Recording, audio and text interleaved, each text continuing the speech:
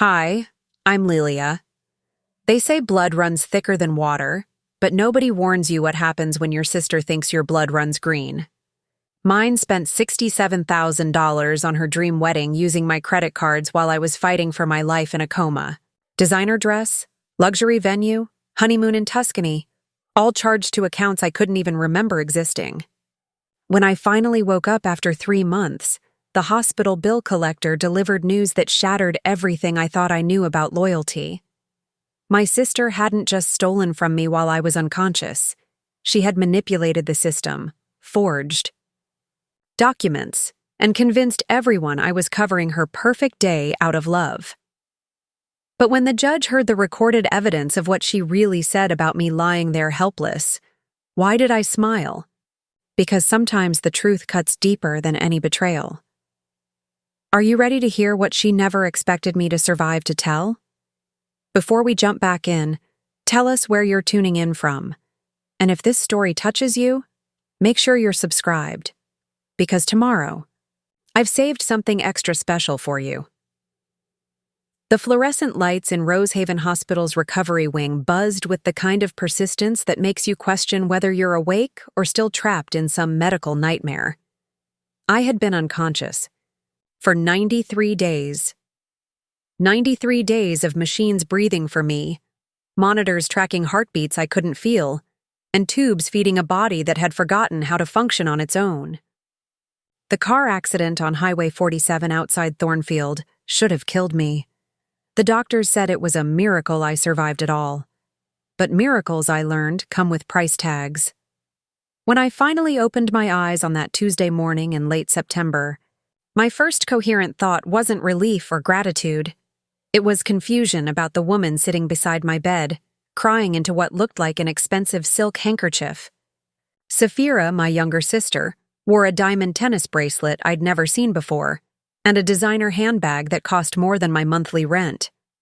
Her wedding ring caught the harsh hospital lighting like a small spotlight demanding attention. "Lylia," she whispered, reaching for my hand.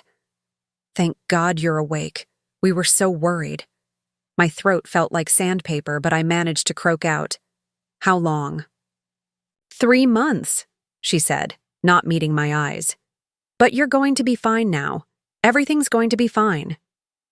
Something in her voice didn't match the relief on her face.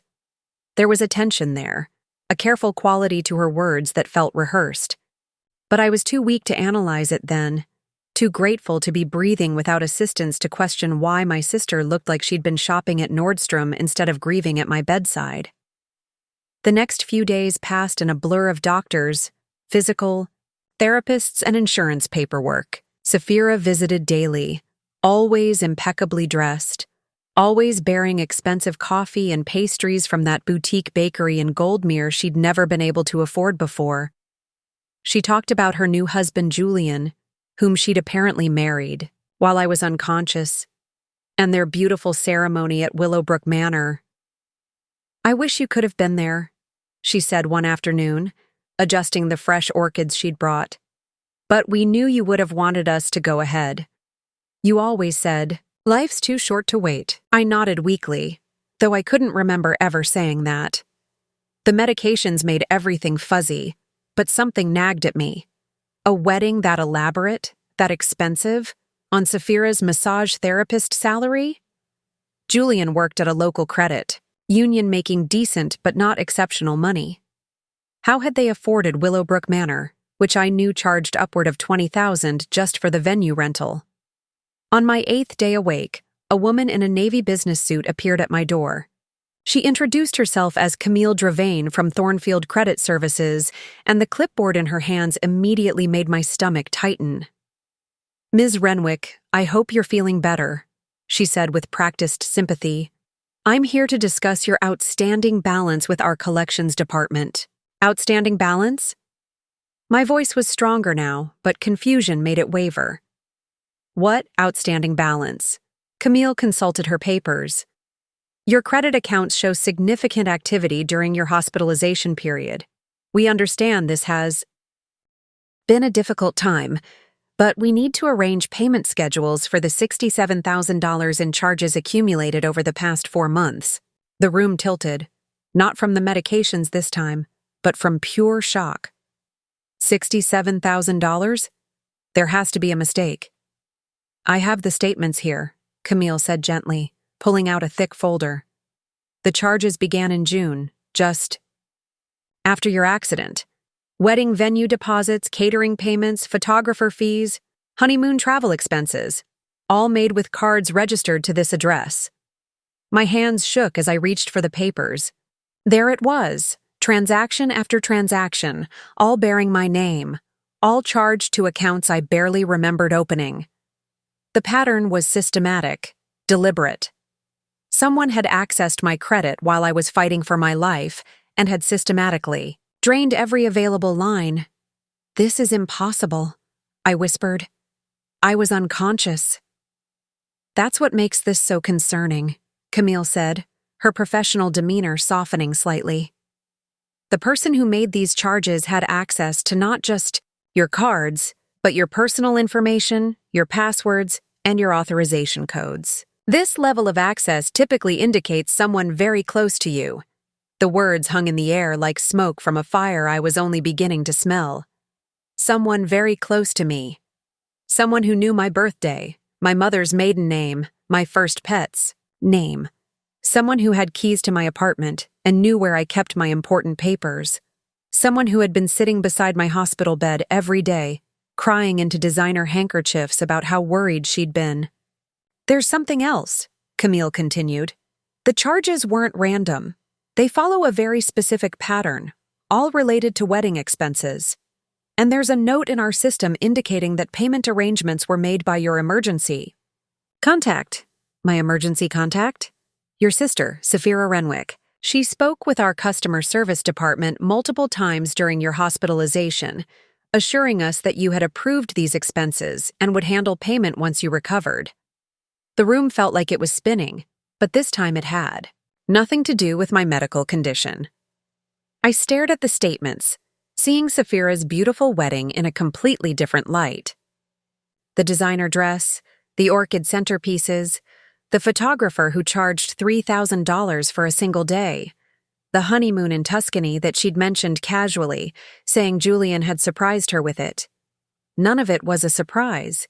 It was all carefully planned and systematically stolen from accounts belonging to someone who couldn't protest because she was unconscious in a hospital bed.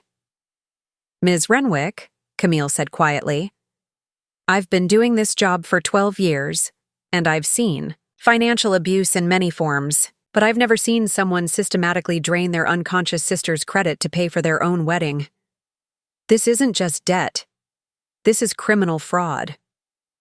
I looked down at the papers again, my vision clearing for the first time since waking up. The truth wasn't just in the numbers. It was in Sapphira's daily visits, her expensive clothes, her careful avoidance of my eyes when she talked about her perfect wedding. It was in her immediate presence at my bedside when I woke up, as if she'd been waiting for this exact moment. She hadn't been grieving while I was unconscious. She'd been shopping. What do I do? I asked. Camille closed her folder and leaned forward, slightly. That depends on how much you love your sister and how much you love yourself. The silence in my hospital room after Camille left was different from the peaceful quiet I'd grown accustomed to during recovery.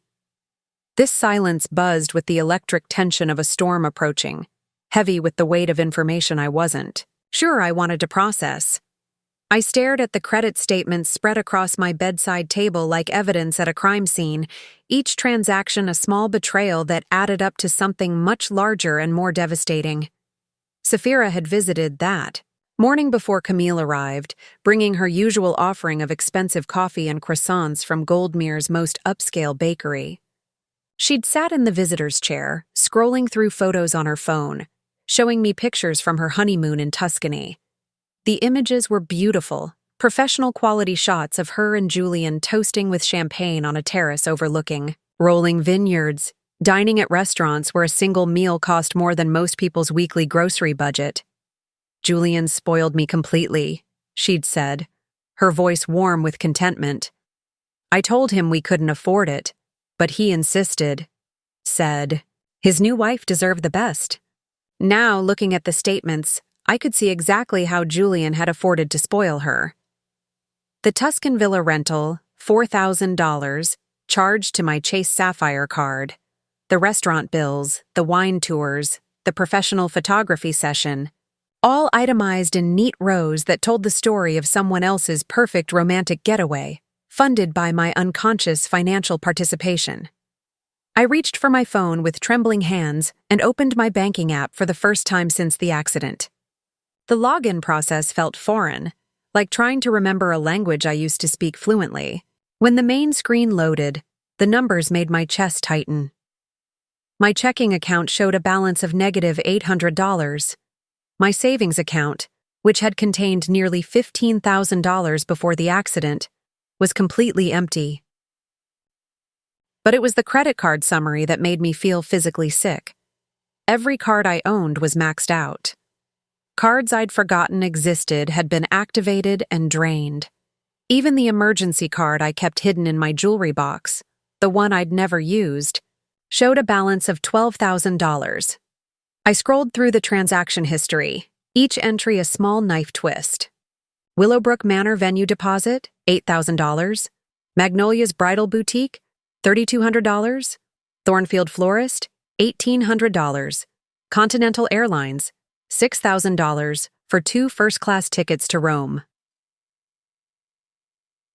Preparing and narrating this story took us a lot of time, so if you are enjoying it, subscribe to our channel. It means a lot to us. Now back to the story. The pattern was methodical, almost businesslike in its efficiency. Someone had planned this carefully, timing the charges to coincide with promotional periods, taking advantage of temporary credit line increases, even opening new accounts in my name during those 3 months when I couldn't consent or object. My hands shook as I called Chase customer service. The representative, a patient woman named Maris, walked me through the timeline of charges.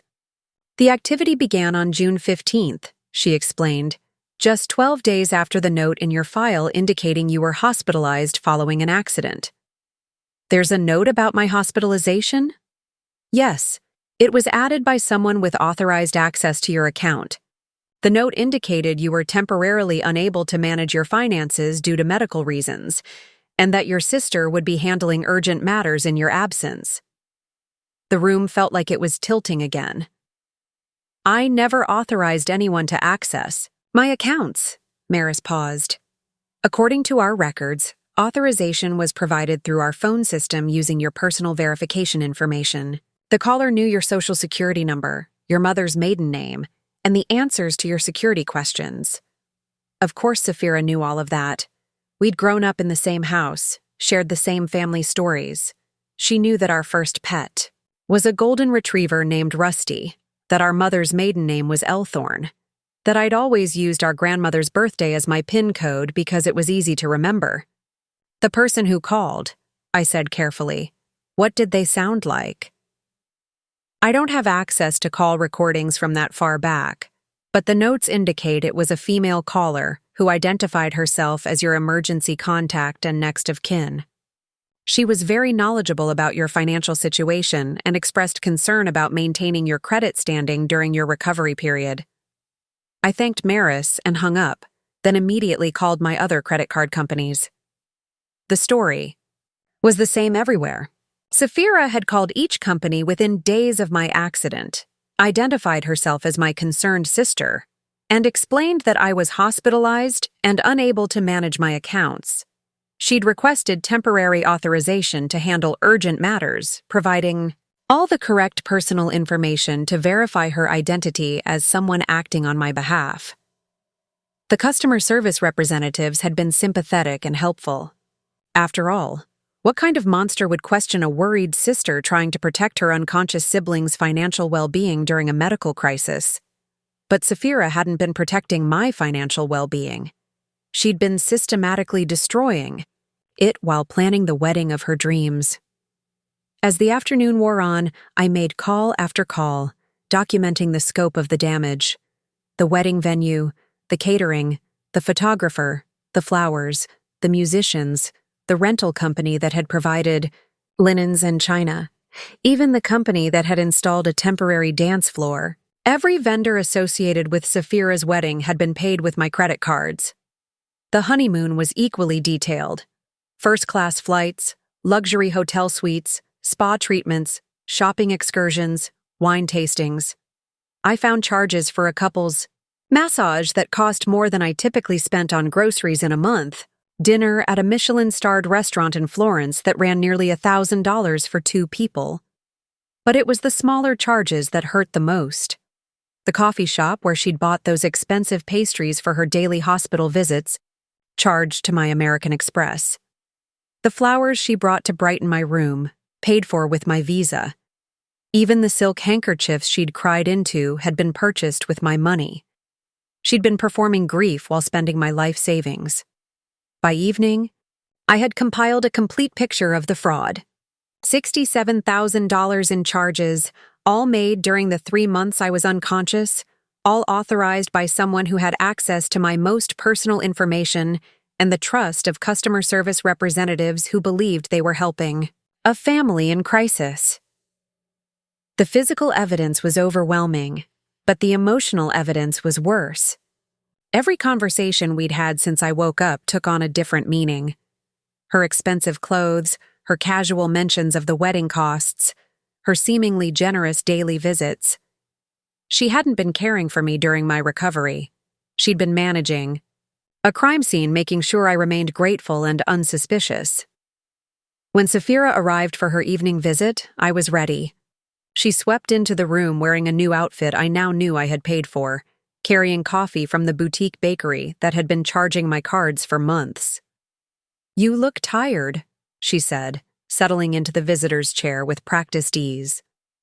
"Are you feeling all right?" I studied her face, looking for signs of guilt or nervousness, but Saphira had always been good at controlling her expressions. She met my gaze with apparent concern, her hand reaching out to touch my arm in a gesture that should have felt comforting, but now felt calculating. "I've been thinking about money," I said carefully. Something flickered in her eyes, so brief I might have imagined it. "Money? Why?" "Well, I've been unconscious for 3 months. I'm worried about bills, rent, credit card payments. I should probably check my accounts tomorrow." "Oh, don't worry about that," she said quickly. "Julian and I have been monitoring everything. We made sure all your essential bills were paid. Your credit is fine." The lie came so smoothly, with such practiced confidence, that I almost admired her skill. She was looking directly at me, her voice warm with sisterly concern, telling me that my credit was fine while knowing that every card I owned was maxed out and my bank accounts were empty. "That's such a relief," I said. "I was worried I'd have financial problems on top of everything else." "Never," Saphira said firmly. "Family takes care of family. That's what we do." She stayed for another hour, chatting about her new married life, showing me more photos from the honeymoon, describing the beautiful thank you notes she was writing to wedding guests. She talked about the expensive dinners Julian had surprised her with, the designer handbag he'd bought her in Florence, the wine they'd shipped back from Tuscany that cost more per bottle than I used to spend on wine in a year. Every detail was another revelation of how thoroughly she'd pillaged my financial life to create her perfect romantic fantasy. When she finally left, kissing my forehead and promising to return tomorrow with more of those expensive pastries, I sat in the growing darkness and realized that the sister I thought I knew had never really existed. The woman who had been visiting me daily was a stranger wearing Saphira's face, playing the role of concerned family member, while systematically erasing 3 years of my careful financial planning. But more than the money, more than the debt, what broke something inside me was the realization that while I was fighting for my life, she had been planning her dream wedding. While machines were breathing for me, she was tasting cake flavors.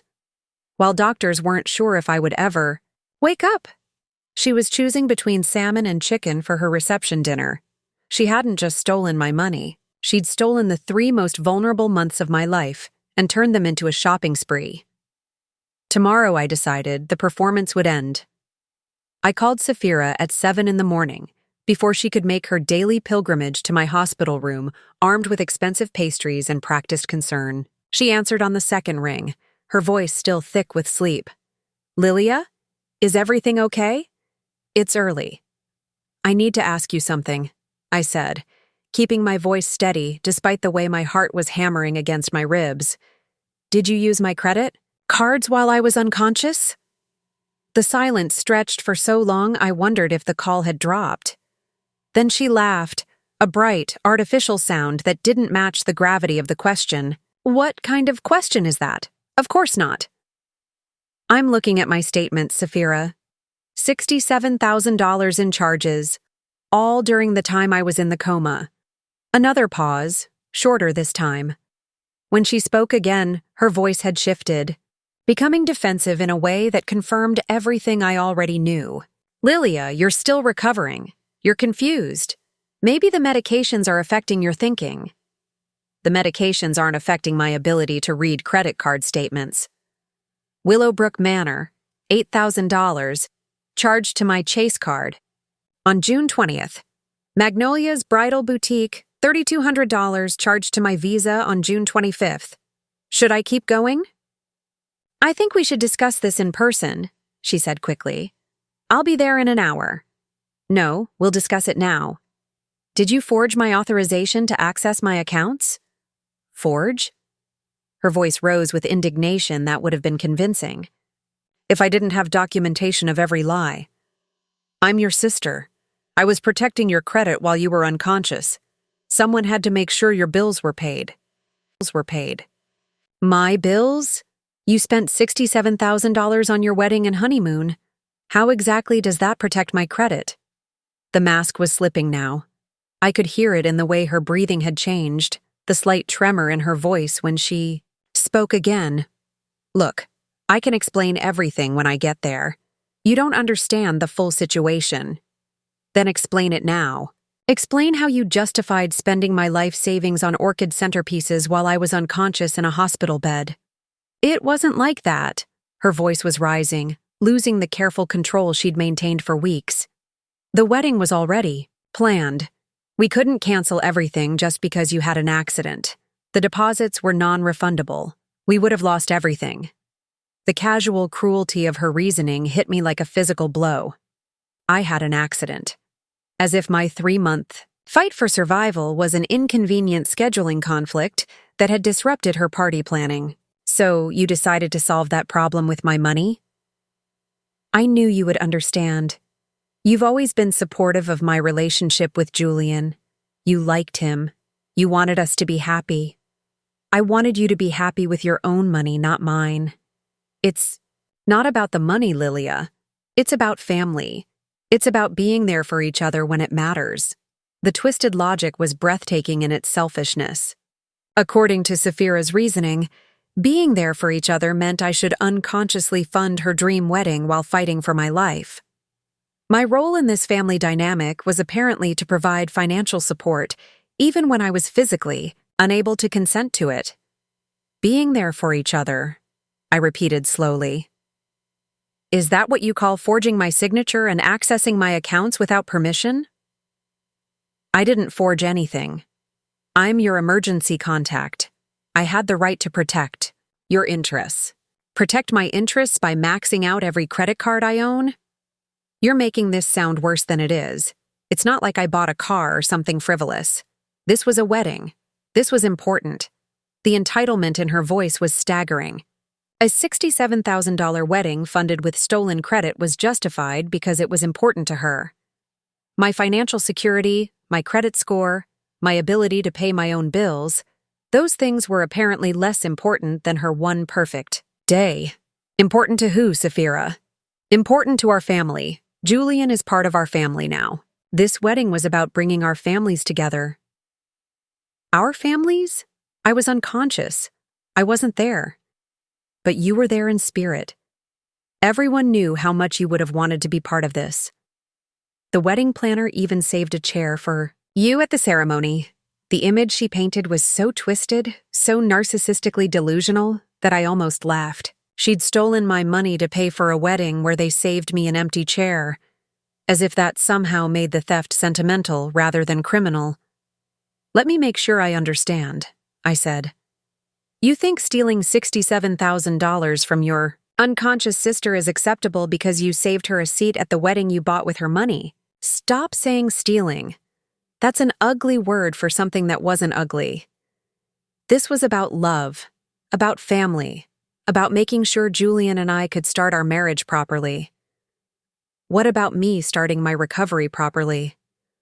What about me having money for my medical bills, for physical therapy, for the months of work I'm going to miss? You have insurance for medical bills, and your job has disability coverage. You'll be fine." The casual dismissal of my legitimate concerns revealed everything. I needed to know about how she viewed me. I wasn't a person with my own needs and financial responsibilities. I was a resource to be managed and utilized for her benefit. "I won't be fine, Saphira. You maxed out every credit card I own. You emptied my savings account. You left me with negative $800 in checking and $67,000 in debt." "You're exaggerating. It's not that bad." "It's exactly that bad. I have the statements." "Well, Julian and I will help you pay it back once we get settled. We're not going to leave you hanging." The offer was delivered like a generous gesture, as if she was doing me a favor by agreeing to eventually repay money she'd stolen. And the timeline was conveniently vague. Once we get settled could mean anything. It could mean never. "How exactly? Are you going to pay back $67,000 on your massage therapist salary and Julian's credit union job?" "We'll figure it out. Maybe we'll take a loan against Julian's 401k, or we could sell some of the wedding gifts. We got very generous gifts." Wedding gifts bought with my stolen money, I realized. Even their generosity was fraudulent. "When?" I asked. "When exactly will you start paying me back?" "I don't know." "Soon. We need to pay off the honeymoon first. And Julian wants to buy a house while interest rates are still reasonable. But after that, definitely. After that, after they'd established their entire married life using my stolen credit, after they'd bought a house and furnished it and settled into their happily ever after, then maybe they'd consider repaying the money they'd taken from their unconscious family member." "You're not going to pay me back," I said quietly. "Of course we are. Don't be ridiculous. You're not going to pay me back because you don't think you owe me anything. You think you were entitled to spend my money because we're family. That's not true." "Then prove it. Transfer $67,000 to my account today." The silence was answer enough. "Saphira, I'm giving you one chance to make this right. Transfer the money back to my accounts, and we can work out payment plans. For the interest and fees, we can handle this privately as a family. I can't just transfer that much money. We don't have it liquid right now. It's tied up in wedding expenses and honeymoon costs and Julian's new car." Julian's new car. Another detail she'd conveniently forgotten to mention, another purchase made possible by my stolen credit. Then we don't have anything else to discuss. "Lylia, please. Don't make this bigger than it needs to be. We can work something out. Family doesn't sue family. Family doesn't rob family while they're unconscious either. It wasn't robbery, it was borrowing. We always planned to pay you back." "Borrowing requires permission. You committed fraud." "Don't use that word. You're my sister. This is between us." "No, Saphira. This is between me and the legal system now. You can't be serious about involving lawyers." "I'm completely serious. Think about what this will do to our family. Think about Mom and Dad. This will destroy them. Our parents, who lived in a retirement community in Arizona and sent birthday cards twice a year. The family card was being played by someone who had chosen her wedding guest list over her unconscious sister's financial well-being. You should have thought about that before you committed fraud." "I didn't commit fraud. I made some decisions you don't agree with, but that's not the same thing." The complete inability to acknowledge what she'd done, to show even a hint of remorse or understanding, crystallized everything for me. She genuinely believed she'd done nothing wrong. In her mind, my money was family money, available to be used, for family purposes as she defined them. "I'm hanging up now," I said. "Lylia, wait. Please don't do anything rash. Let's meet for lunch when you get out of the hospital. We can talk this through like adults." Adults don't steal from their unconscious siblings. I'm begging you, please don't destroy our family over money. You already destroyed our family. I'm just deciding what to do with the pieces. I hung up before she could respond. Within minutes, my phone was buzzing with text messages. "Please call me back." "You're not thinking clearly. Julian says we should all sit down and talk. I love you, and I'm sorry you're upset. Don't do something you'll regret." I turned off my phone and sat in the hospital bed, surrounded by credit, card statements and documentation of systematic theft, and realized that the sister I'd thought I was protecting by giving her one chance to make things right had been a fiction.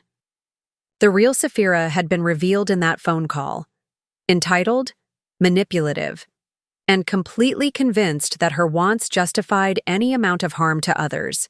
She'd had her chance to confess, to apologize, to make amends. Instead, she doubled, down on her right to spend my money, and dismissed my financial devastation as an unfortunate side effect of her romantic happiness. The conversation was over. Now it was time to call a lawyer. The law office of Leander and Associates occupied the entire 15th floor of the Meridian Tower in downtown Thornfield, with floor-to-ceiling windows that offered a view of the city I'd called home for 8 years. From this height, the place looked manageable, organized, comprehensible. Nothing like the chaos my life had become since discovering that my sister had turned my medical crisis into her personal shopping opportunity. Leander Corvin himself was younger than I'd expected, probably in his early 40s, with the kind of calm competence that made you believe problems could actually be solved. His office walls were lined with law books and framed certificates, but what caught my attention was a small sign on his desk that read, "Family law is still law." "Ms. Renwick," he said, reviewing the documents I'd brought, "in 20 years of practice, I've seen financial abuse between spouses, between parents and adult offspring, even between business partners. But I've never seen anything quite this systematic, or this callous, or this callous." He spread the credit card statements across his mahogany desk like a prosecutor laying out evidence. "She didn't just steal from you. She created an entire fictional narrative to justify the theft, convinced customer service representatives at multiple financial institutions that she was acting in your best interest, and then spent 3 months systematically draining your resources while visiting you daily in the hospital. Is it prosecutable?" I asked. "Oh, absolutely. This is textbook identity theft, credit fraud, and financial exploitation. The fact that she's your sister doesn't make it less criminal. If anything, the breach of trust makes it worse." Leander pulled out a legal pad and began making notes. "The challenge won't be proving what she did. The paper trail is overwhelming. The challenge will be the public relations war she's about to wage against you." "What do you mean?" "When family members commit financial crimes against each other, they rarely accept responsibility quietly.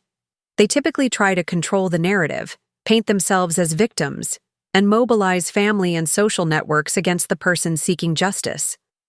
Based on what you've told me about her personality and her complete lack of remorse, I'd expect her to go public with a version of events that makes you the villain." He was right, of course. I just hadn't anticipated how quickly or how viciously Sapphira would strike. The first salvo came that evening while I was still in the hospital. My phone, which I'd turned back on to coordinate with Leander's office, exploded with notifications. Facebook, Instagram, Twitter, text messages, voicemails, all responding to something I hadn't seen yet. I opened Facebook and found myself tagged in a post from Sapphira's account. The post had already been shared dozens of times and accumulated hundreds of comments. "Heartbroken," she'd written. "My sister is suing me over wedding expenses while I've been caring for her during her recovery from a traumatic accident. I spent 3 months visiting her daily, managing her bills, protecting her credit, making sure she had everything she needed. Now that she's better, She's decided that the help I provided wasn't good enough. She wants to take me to court over family financial decisions that were made with love and good intentions. I don't understand how someone can be so cruel to the person who sacrificed everything to care for them. Julian and I are devastated. We only wanted to help. The post was accompanied by a photo of us from her wedding day, a beautiful professional shot that I now knew I had unwittingly paid for. In the image, Saphira glowed in her wedding dress, while an empty chair beside her was decorated with a single white rose and a small sign reading, "For Lylia, always in our hearts." The symbolism was perfect. The empty chair represented my absence from her special day, but the dedication made it look like a loving tribute rather than evidence of the unconscious woman who was funding the entire celebration. The comments were brutal and immediate. What kind of person sues their own sister? She should be grateful someone was looking after her. Money over family. That's what's wrong with the world today. Suing someone who took care of you while you were sick? That's pure evil. I hope she loses everything in court. Mixed among the condemnation were a few voices of support, people who seemed to understand that something didn't add up about the story. But they were quickly shouted down by an army of friends, acquaintances, and strangers who had been presented with a carefully crafted narrative that painted Saphira as the martyred caregiver and me as the ungrateful beneficiary who had repaid kindness with legal action. The post had been shared to local Facebook groups, community boards, even my old high school's alumni page. Within hours, my name was being discussed by hundreds of people who had never met me but felt qualified to judge my character based on Saphira's version of events. But Facebook was just the beginning. I found similar posts on Instagram, accompanied by carefully curated photos of Saphira looking devastated but brave, surrounded by supportive friends who offered comfort and outrage in equal measure. On Twitter, she'd created a hashtag, #FamilyOverMoney, that was being used by people sharing their own stories of family loyalty and sacrifice. The narrative she'd constructed was masterful in its manipulation. She hadn't stolen from me. She'd sacrificed for me. She hadn't committed fraud. She'd made loving family decisions. She wasn't the perpetrator. She was the victim of my ingratitude and greed. By the next morning, the story had been picked up by local media. The Thornfield Tribune ran a piece titled, "Sister Sues Sister Over Wedding Expenses," which presented the situation as a family dispute rather than a criminal matter. The article quoted Saphira extensively, giving her space to elaborate on her sacrifices during my hospitalization and her bewilderment at my legal action. "I gave up 3 months of my life to care for her," she was quoted as saying. "I visited every day, managed her affairs, made sure her bills were paid on time. I even postponed parts of my honeymoon to stay close to home in case she needed me. This lawsuit feels like a betrayal of everything I did for her." The article mentioned my accusations only briefly, dismissing them as allegations of improper financial management, without detailing the scope or systematic nature of the theft. There was no mention of forged signatures, unauthorized account, access, or the $67,000 total that had been stolen. Just a vague reference to wedding expenses that made the entire situation sound like a petty argument over who should have paid for flowers. The Tribune's comment section was even worse than social media. Local residents who recognized my name from the byline shared their opinions about my character, my ingratitude, and my legal action. Someone who claimed to have known me in high school described me as always selfish and entitled. A person who said they worked at the hospital where I'd been treated expressed disgust that I would sue the sister who had been so devoted during the hardest time of her life. None of these people knew the facts. None of them had seen the credit card statements or understood the systematic nature of the fraud. They were responding to a carefully crafted story that presented financial theft as family devotion and legal accountability as personal vindictiveness. But the social isolation was more devastating than the public criticism. Friends who had known Me for years began to distance themselves. My college roommate, Dahlia, who I'd considered one of my closest friends, sent a brief text saying she needed some space to process everything. My book club quietly removed me from their email list.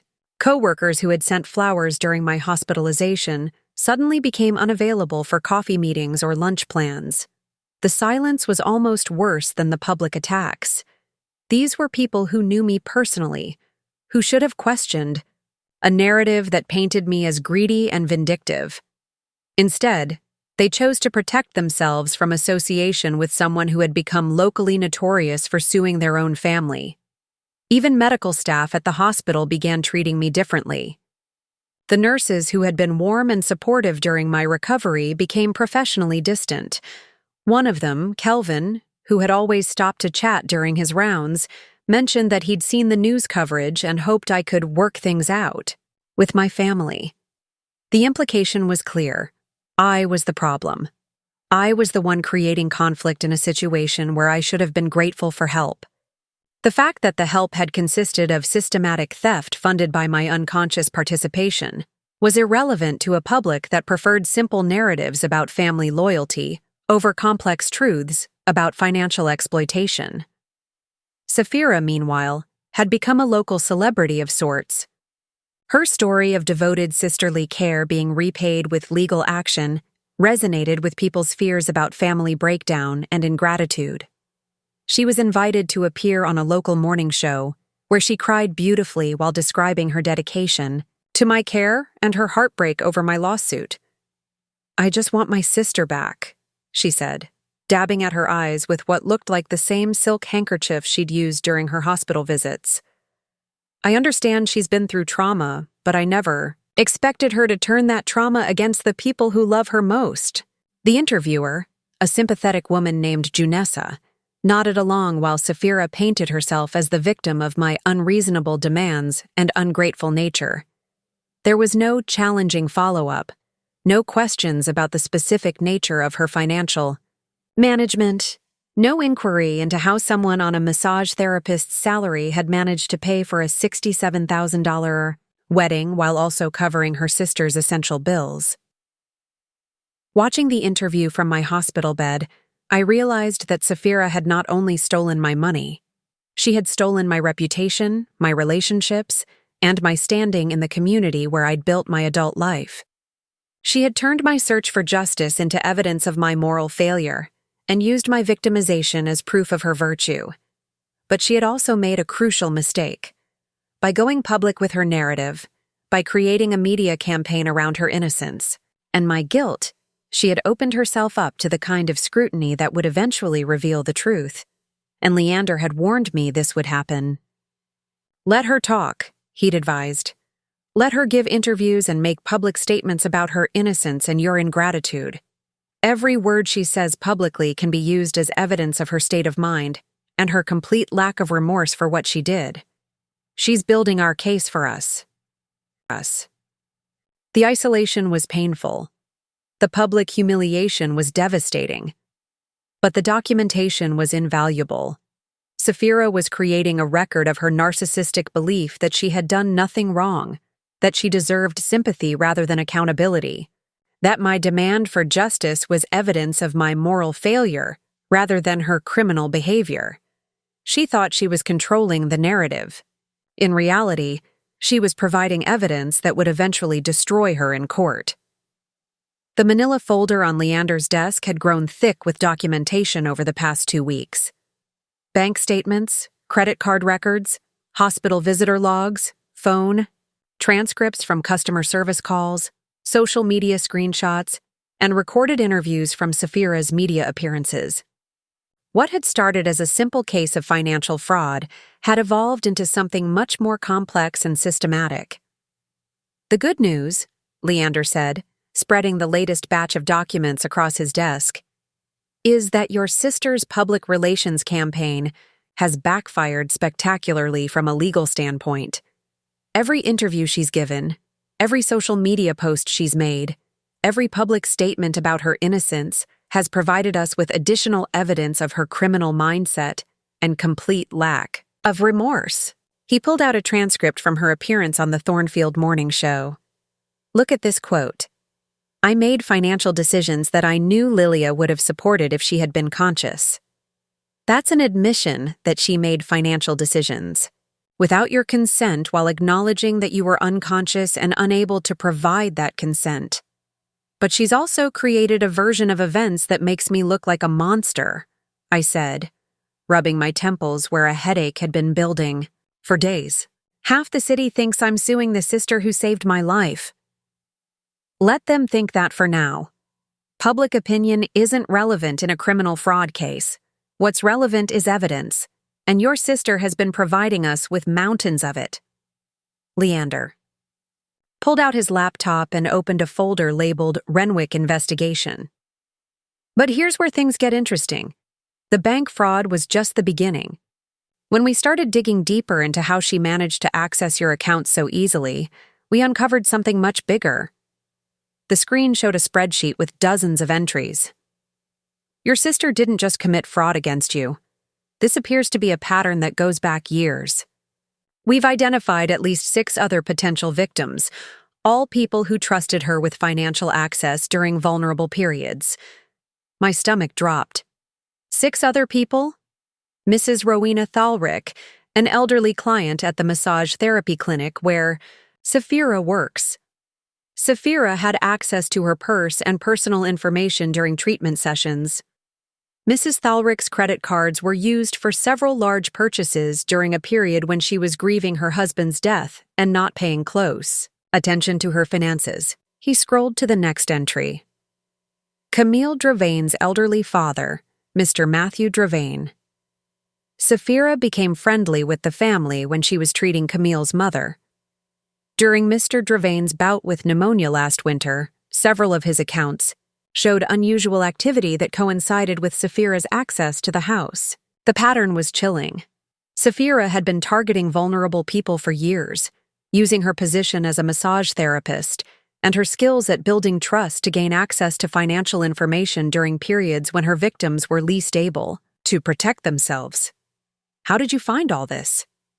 Once we established her methods with your case, we started looking for similar patterns. Your sister is methodical, but she's not as clever as she thinks she is. She uses the same techniques every time, gaining access during vulnerability periods, using personal information to bypass security measures, making purchases that can be rationalized as helpful or necessary. Leander opened another file. But here's the most damaging evidence. We subpoenaed her phone records and bank statements. Look at this timeline. The screen showed a detailed chronological breakdown of Saphira's activities during my hospitalization. June 14th, the day after your accident, she called your credit card companies to establish herself as your emergency contact. June 15th, she made the first wedding-related purchase. But look at what else happened on June 15th. He highlighted several entries. She called Willowbrook Manor to increase the deposit on her wedding venue. She called the florist to upgrade her flower package. She called the photographer to add a second shooter and extended coverage. This wasn't emergency financial management. This was opportunistic enhancement of her wedding plans using your credit capacity. The systematic nature of her exploitation was breathtaking. She hadn't just stolen money to cover existing expenses. She had used my unconscious state as an opportunity to upgrade every aspect of her wedding to a level she could never have afforded with her own resources. But it gets worse, Leander continued. Look at these calls on June 16th. More highlighted entries appeared. She called a travel agent and upgraded her honeymoon package from a standard hotel to a luxury villa. She called a car dealer and put a deposit on a new vehicle for Julian. She called a real estate agent to discuss house hunting in a price range. That would have been impossible on their combined salaries. The realization hit me like a physical blow. She wasn't just funding her wedding with my money. She was planning her entire future financial life around my credit capacity. Exactly. And the phone calls prove premeditation. This wasn't a desperate sister making emergency financial decisions for an unconscious sibling. This was a calculated, Criminal enterprise using your medical crisis as cover for systematic theft. Leander pulled out another document, this one from the hospital's security department. We also have visitor log records showing that Saphira's daily visits weren't just about caring for you. She was using the hospital's free Wi-Fi to manage her financial crimes, making online purchases and bank transfers from your bedside while you were unconscious. The image of Saphira sitting beside my hospital bed, typing on her phone while I lay unconscious, takes on a horrifying new meaning. I had assumed she was staying connected with work or managing her wedding plans with her own resources. Instead, she had been using my bedside as her office for financial theft. The most damaging evidence comes from her own social media, Leander said, opening another folder. She documented everything. Look at these Instagram posts from during your hospitalization. The screen filled with images from Saphira's account during the 3 months I was unconscious. Photos of expensive purchases, luxury spa treatments, designer clothes, and gourmet meals, all posted with captions about how blessed she felt and how everything was falling into place for her perfect wedding. June 18th, Leander read. She posted a photo of a designer wedding dress with the caption, "Dreams do come true when you're willing to invest in them." That dress cost $3,200 and was purchased with your stolen credit.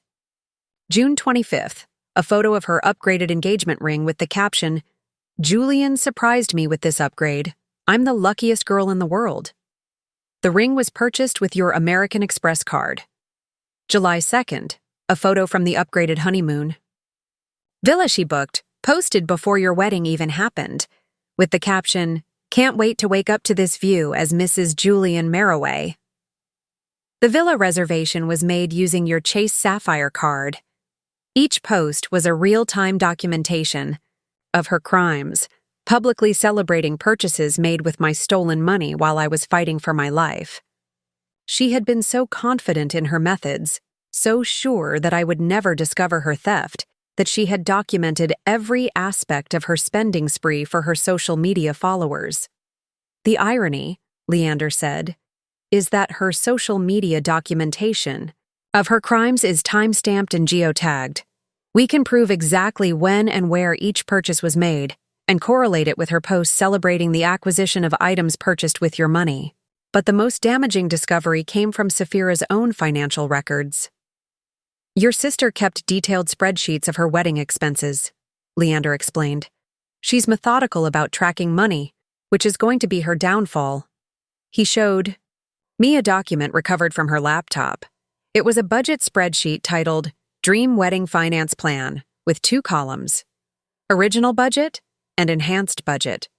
The Enhanced Budget column was nearly 3 times larger than the original, with a note at the bottom reading, L's credit capacity allows for significant upgrades. L's credit capacity, I repeated. She actually wrote that down? She did. And she also kept a separate document tracking which of your cards she used for which purchases, apparently to make sure she didn't exceed any individual card limits.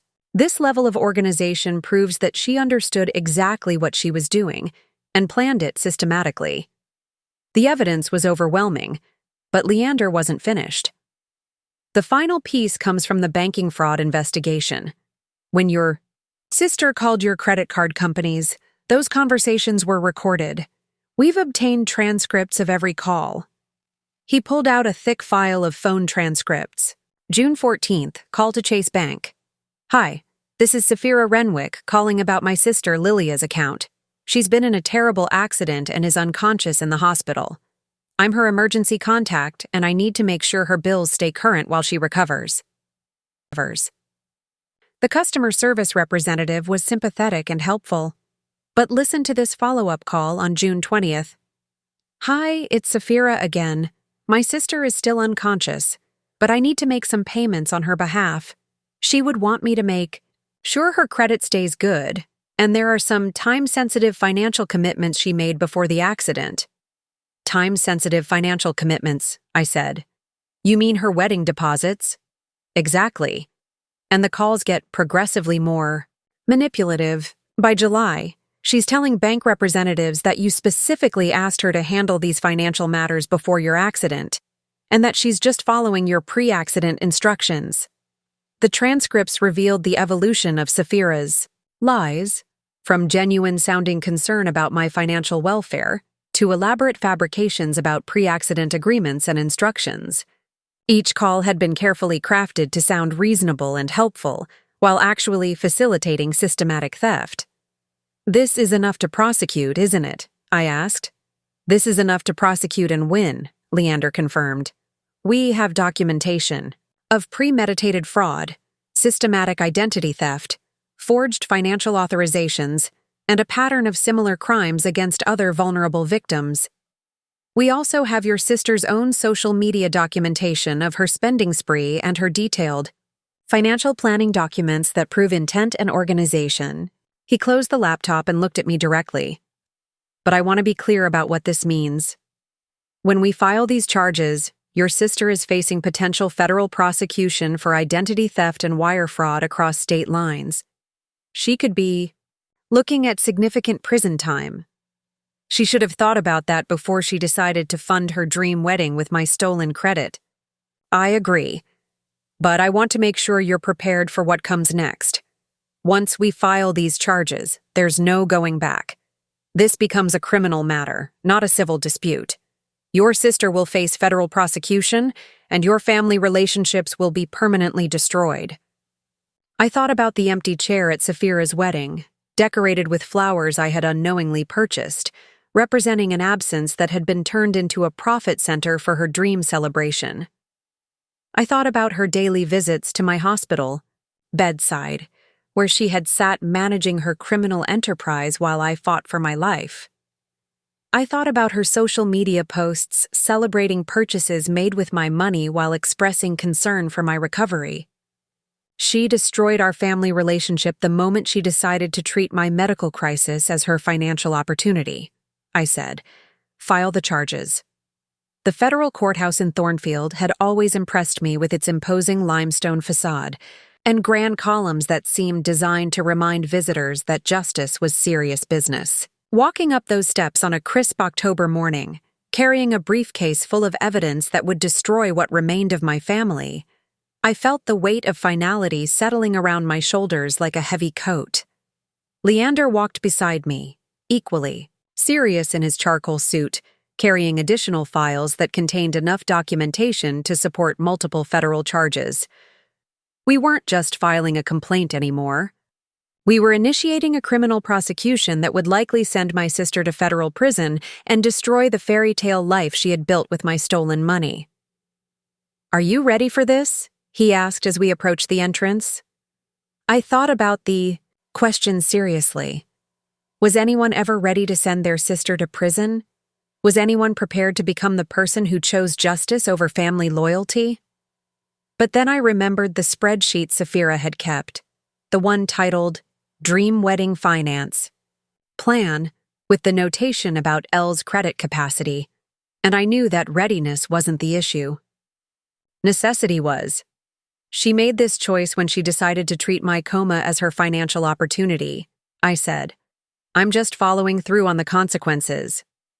The federal prosecutor's office occupied the entire third floor of the courthouse, a maze of efficiently organized offices where serious-looking people moved with the purposeful energy of those who dealt with significant crimes on a daily basis. Our appointment was with Assistant U.S. Attorney Nadia Crestwell, a woman in her late 30s who specialized in financial fraud cases. Nadia's office was spartanly furnished but impressively organized. Her desk held neat stacks of case files. Her walls were covered with law degrees and commendations, and her bookshelf contained what looked like every financial crime statute ever written. She greeted us with the kind of professional warmth that suggested she took her job seriously, but hadn't lost her humanity in the process. "Ms. Renwick," she said, gesturing for us to sit, "I've reviewed the preliminary evidence that Mr. Corvin provided, and I have to say, this is one of the most systematic cases of family financial exploitation I've encountered in my career." She opened a folder on her desk that I recognized as containing copies of all the documentation Leander and I had compiled.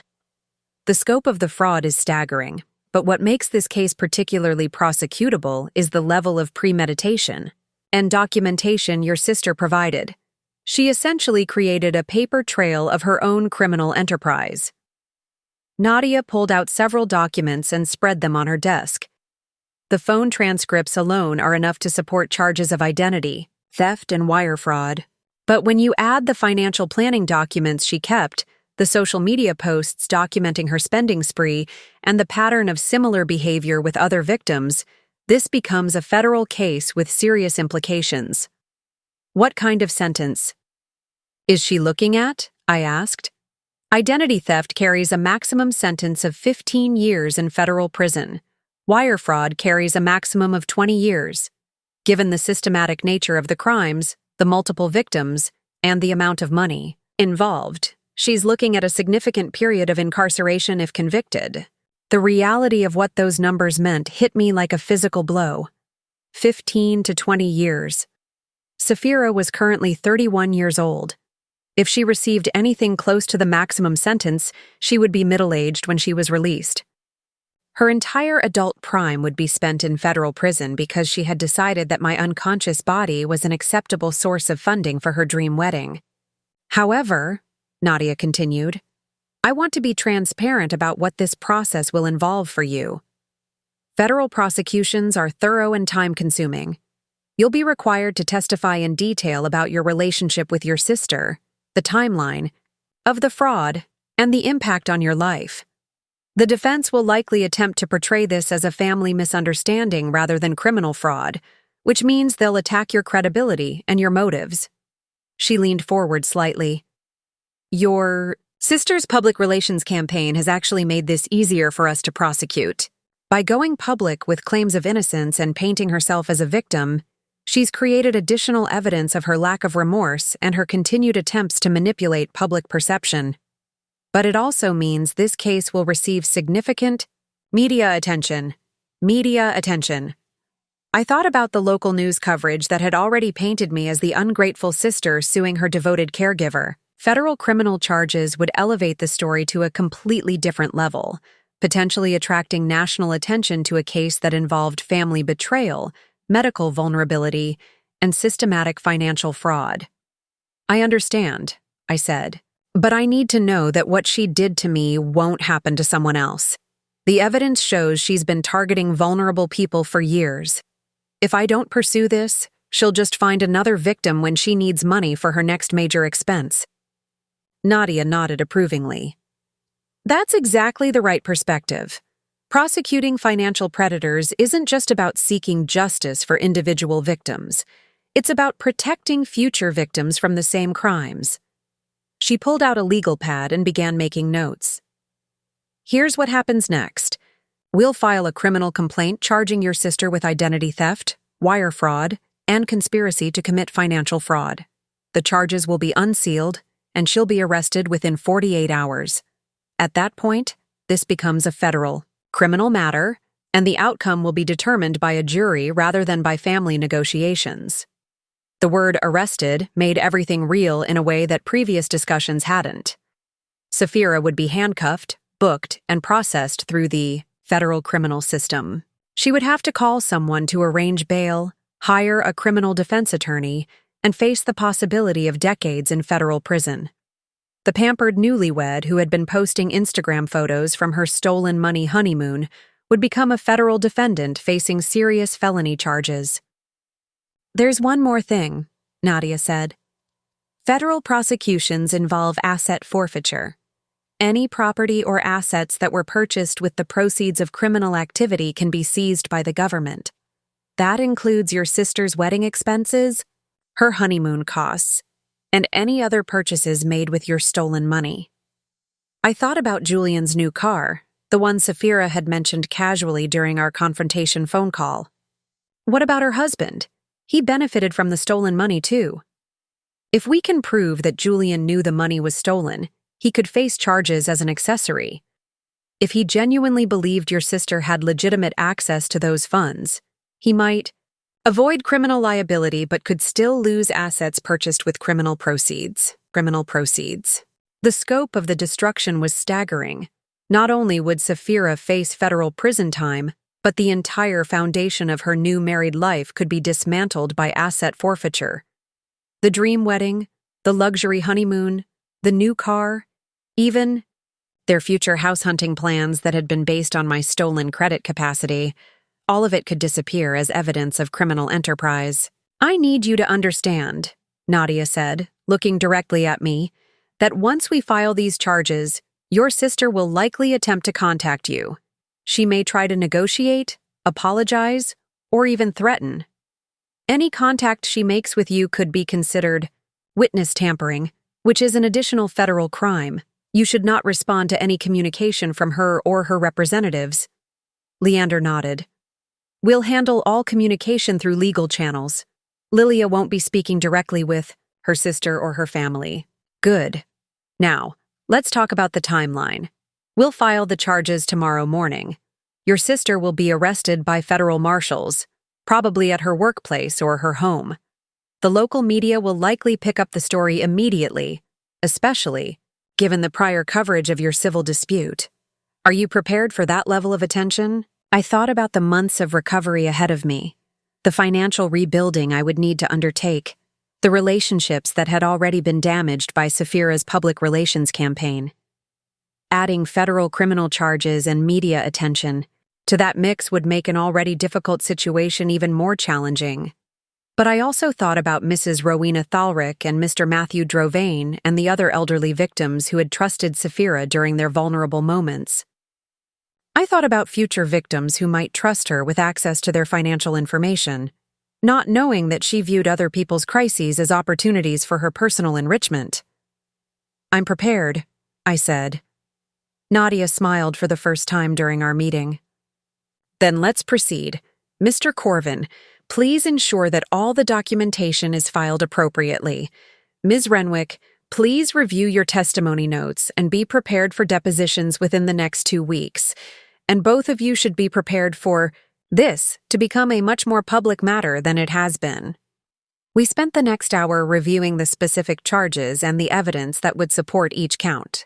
By the time we left Nadia's office, I was carrying copies of federal criminal complaints that would fundamentally alter my sister's life and destroy the fairy tale she had built with my stolen money. Walking down the courthouse steps, I felt different than I had walking up them. The weight of finality was still there, but it no longer felt like a burden. It felt like resolution. "Any second thoughts?" Leander asked. I looked back at the courthouse, thinking about all the victims who had walked up those same steps seeking justice for crimes committed by people they had trusted. "None," I said. "She spent 3 months turning my medical crisis into her shopping opportunity. Tomorrow she gets to experience what consequences feel like." That evening, I sat in my apartment and wrote a letter I would never send. It was addressed to the sister I thought I had known, the one who I believed would have been horrified by the idea of stealing from an unconscious family member. I wrote about betrayal and trust, about the difference between love and exploitation, about the moment when family loyalty crosses the line into enabling criminal behavior. When I finished writing, I folded the letter and put it in a drawer with other things I was choosing to leave behind. Tomorrow, federal marshals would arrest the woman who had systematically destroyed my financial life while visiting my hospital bedside. But tonight, I was saying goodbye to the sister who had never really existed outside of my own wishful thinking. The charges would be filed in the morning. Sapphira would be arrested before noon, and the fairy tale built on stolen money would finally collide with the reality of federal criminal law. The federal courtroom in Thornfield was packed beyond capacity on the morning of November 15th. Word of Sapphira's arrest 3 weeks earlier had transformed our family dispute from local gossip into a national story about financial exploitation and family betrayal. Camera crews lined the courthouse steps, and reporters had been calling my phone constantly since the criminal charges became public. Sapphira sat at the defendant's table, wearing an orange jumpsuit that marked her transition from pampered newlywed to federal criminal defendant. Her lawyer, a expensive-looking man named Kurt Krestrel, had clearly coached her on courtroom demeanor, but nothing could hide the shock in her eyes. She had spent months believing that her public relations campaign had successfully painted me as the villain in our story. The federal charges had shattered that illusion completely. Judge Maris Elthorne entered with the kind of presence that immediately commanded attention. She was a woman in her 60s who had built a reputation for fairness and precision in complex financial crimes cases. As she settled behind the bench, the packed courtroom fell completely silent. We are here today for the sentencing of Sapphira Renwick, who has pled guilty to multiple counts of identity theft, wire fraud, and conspiracy to commit financial fraud, Judge Elthorne announced. Before I render sentencing, I will hear victim impact statements. Nadia Crestwell stood first, presenting a comprehensive summary of the evidence that had led to Sapphira's guilty plea. The phone transcripts, the financial planning documents, the social media posts documenting her spending spree, and the testimony from other victims created a picture of systematic predation that went far beyond a family misunderstanding. Your Honor, Nadia said, the defendant didn't just commit financial fraud against her unconscious sister. She created an entire criminal enterprise based on exploiting vulnerable people during their most helpless moments. The evidence shows a pattern of calculated predation that spans several years and multiple victims. When it was my turn to speak, I walked to the podium carrying a folder containing medical records from my hospitalization and recovery. The courtroom was so quiet I could hear the rustle of papers as reporters prepared to document my statement. Your Honor, I began. 3 months ago, I woke up from a coma to discover that the sister who had been visiting me daily, bringing me flowers and expressing concern for my recovery, had been systematically stealing my identity and draining my financial accounts to fund her dream wedding. I opened my folder and pulled out the hospital visitor logs that showed Sapphira's daily presence at my bedside. These records show that my sister visited me every single day during my unconscious state. But we now know she wasn't just visiting. She was using my bedside as her office for financial crimes, making online purchases and managing her theft operation while I fought for my life. The impact of those words rippled through the courtroom. Even reporters who had covered financial crimes for years seemed stunned by the calculated cruelty of using a hospital bedside as a headquarters for identity theft. The financial damage was $67,000 in stolen credit, I continued. But the emotional damage was far worse. She didn't just steal my money.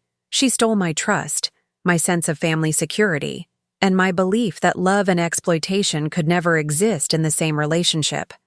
I looked directly at Sapphira, who was staring down at her hands. When I confronted her about the theft, she showed no remorse. She told me I should be grateful for her financial management. When I filed charges, she launched a public campaign to paint me as an ungrateful sister who was betraying the person who had cared for me during my medical crisis. Judge Elthorne leaned forward slightly. What do you want the court to understand about the impact of these crimes? That financial exploitation by family members isn't just theft. It's a betrayal that destroys the foundation of trust that families are built on. And when the victim is medically vulnerable, it becomes a form of cruelty that strikes at someone's most helpless moment. I returned to my seat as Mrs. Rowena Thalrick, the elderly woman who had been another of Sapphira's victims, approached the podium. Her testimony was devastating in its simplicity. I trusted her because she was caring for my body during massage therapy, Mrs. Thalrick said, her voice shaking slightly. I never imagined she was using that access to steal from me during the worst period of my life, when I was grieving my husband and not paying attention to finances. One by one, Sapphira's other victims spoke. Each story followed the same pattern.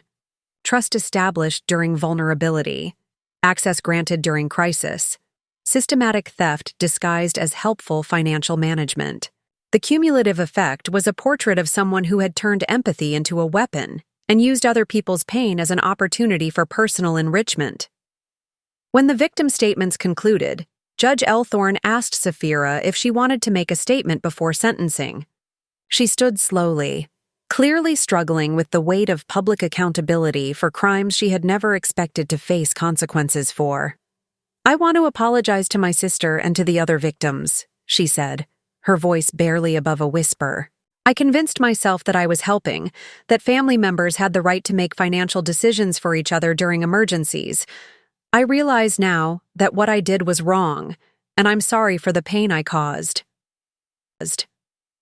The apology felt hollow after months of public campaigns, painting herself as the victim and me as the ungrateful aggressor. But it was the first time she had publicly acknowledged that her actions constituted crimes rather than family assistance. Judge Elthorne reviewed her notes before speaking.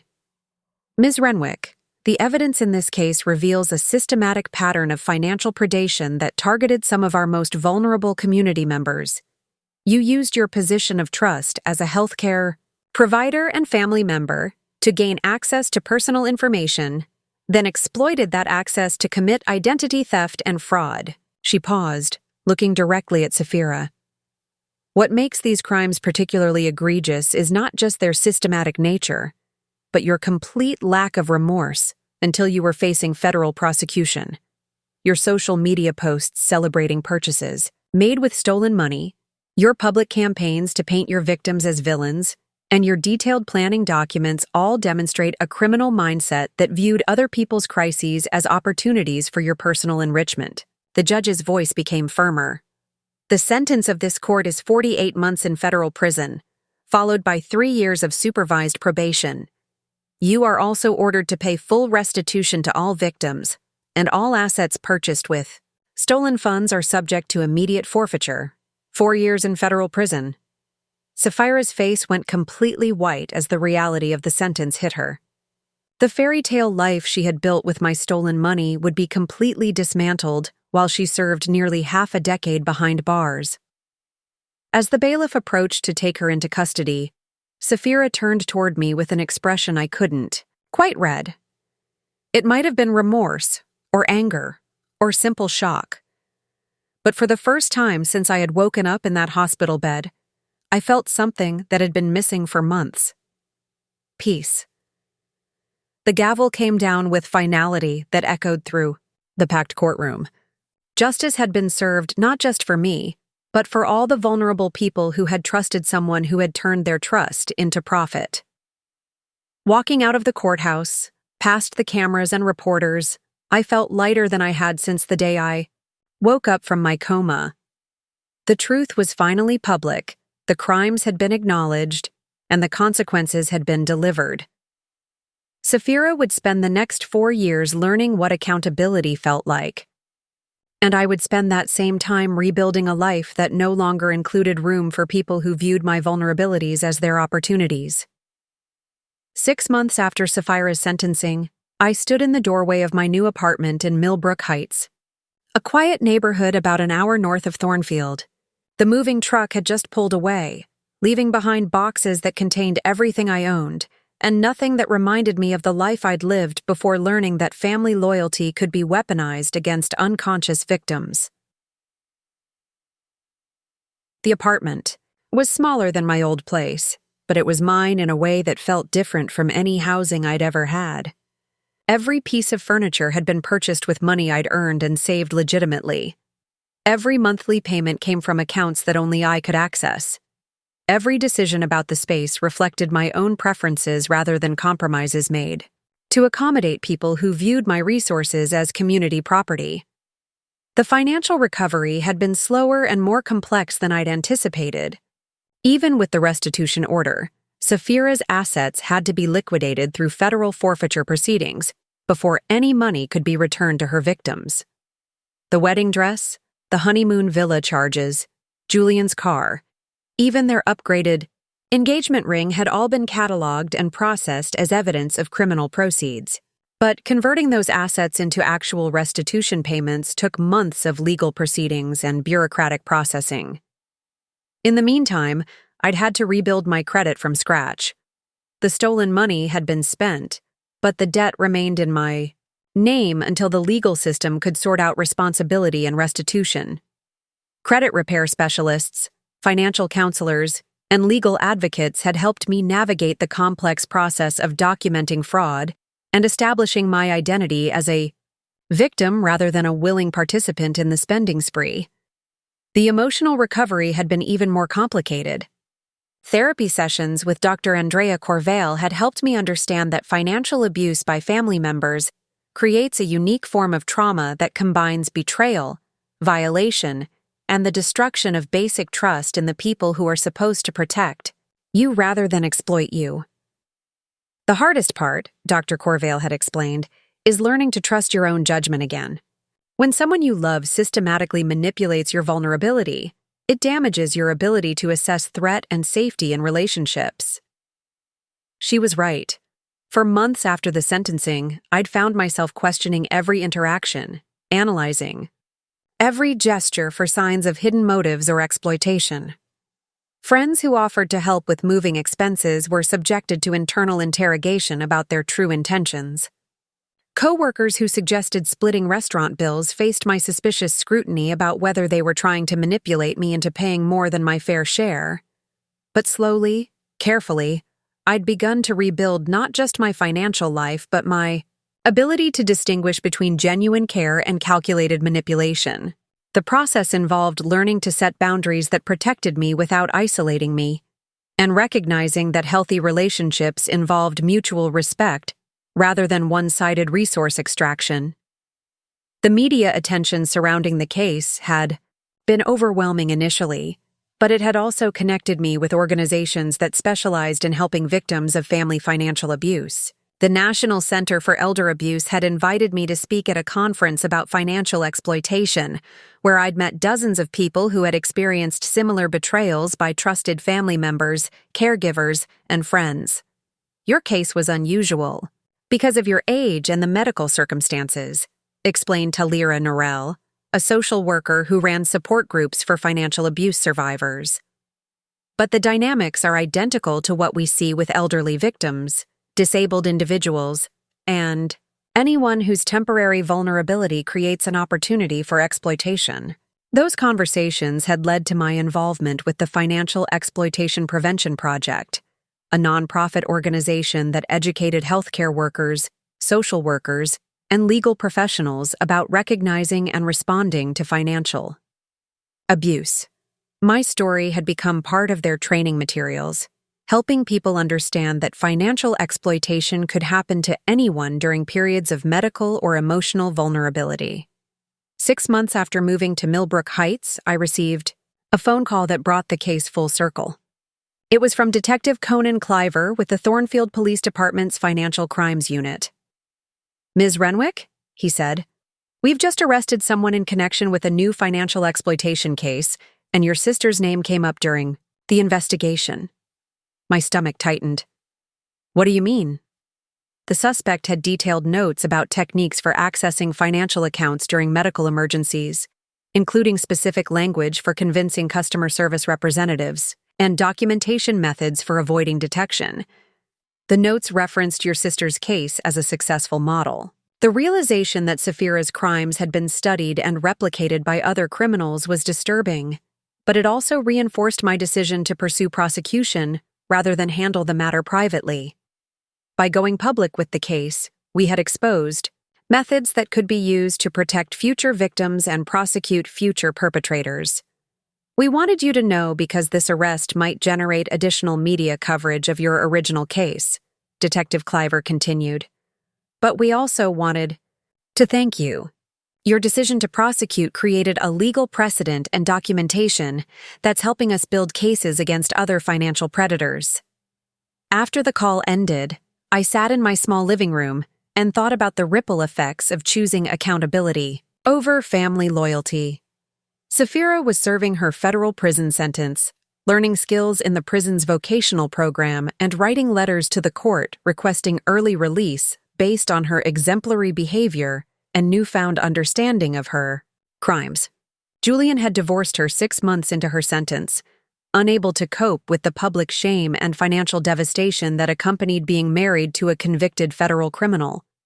But the case had also prevented other crimes, educated healthcare, and legal professionals about financial exploitation, and provided a template for victims who needed to understand that seeking justice wasn't betrayal, it was protection.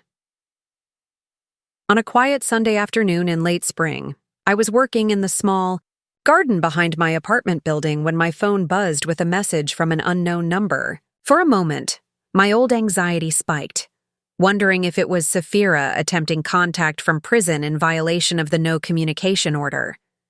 Instead, it was from Mrs. Rowena Thalrick, the elderly woman who had been one of Sapphira's other victims. "Dear Lylia," her message read, "I wanted you to know that the restitution money arrived this week, and I've been able to pay off the credit card debt from her theft. More importantly, I wanted to thank you for having the courage to prosecute. I don't think I would have been brave enough to face the legal system alone, but your case gave me hope that justice was possible. Her message was followed by a photo of her garden, blooming with flowers that she'd been able to afford, because the restitution had restored her financial stability. The image represented everything I'd hoped to accomplish by choosing prosecution over private resolution, protection for other victims, accountability for criminal behavior, and healing that extended beyond personal recovery. That evening, I updated my victim impact statement for the Financial Exploitation Prevention Project's training materials. I wanted people to understand that financial abuse by family members wasn't just a crime. It was a betrayal that required the same legal response as crimes committed by strangers. Families that enabled financial exploitation by pressuring victims to avoid prosecution weren't protecting family unity. They were protecting criminal behavior and ensuring that other vulnerable people would be victimized in the future. As the sun set behind my small apartment building, I felt something I hadn't experienced since before the accident: complete security in my own space, my own resources, and my own decisions. The woman who had woken up from a coma to discover systematic financial theft had evolved into someone who understood the difference between love and exploitation, between family loyalty and enabling criminal behavior. Sapphira had stolen $67,000 and 3 months of my unconscious life. In return, she had lost 4 years of her freedom, her marriage, her reputation, and any future opportunity to exploit vulnerable people during their most helpless moments. The trade felt not just fair but necessary. Justice had been served, other victims had been protected, and I had learned that sometimes the most loving thing you can do for someone is refuse to enable their criminal behavior, even when they share your DNA and call you family. In the growing darkness, I watered the small herb garden I'd planted in containers on my balcony. Every plant had been purchased with my own money, grown in soil I'd chosen, and tended with care that belonged entirely to me. It was a small thing, but it represented everything I'd fought to reclaim: the right to make decisions about my own resources, my own space, and my own life. The flowers Sapphira had brought to my hospital bedside had been purchased with my stolen money, delivered as performance pieces in her elaborate show of fake devotion. These herbs were different. They were mine, grown from seeds I'd planted in a life I'd rebuilt from the ground up, one boundary at a time. Up next, you've got 2 more standout stories right on your screen. If this one hit the mark, you won't want to pass these up. Just click and check them out. And don't forget to subscribe and turn on the notification bell so you don't miss any upload from us.